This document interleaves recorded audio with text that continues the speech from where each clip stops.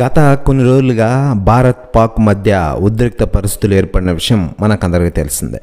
భారత సరిహద్దు రాష్ట్రాలపై డ్రోన్ దాడులకు దిగిన పాకిస్తాన్కు భారత్ గట్టిగా బదులిచ్చింది. శుక్రవారం అర్ధరాత్రి దాటాక పాకిస్తాన్లోని రావల్పిండి సమీపంలోని నూర్ ఖాన్ ఎయిర్ బేస్పై మిస్సైల్ దాడికి దిగింది.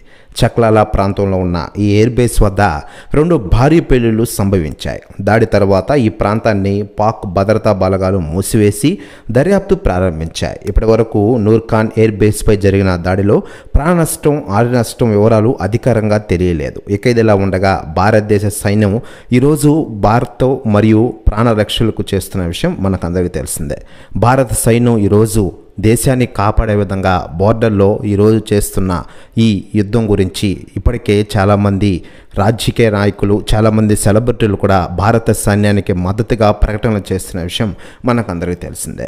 ఇక ఇదిలా ఉండగా లేటెస్ట్గా అందుతున్న సమాచారం ప్రకారం ఇండియన్ ఆర్మీకి ఇప్పటికే చాలామంది విరాళాలు ప్రకటిస్తున్న విషయం విదితమే.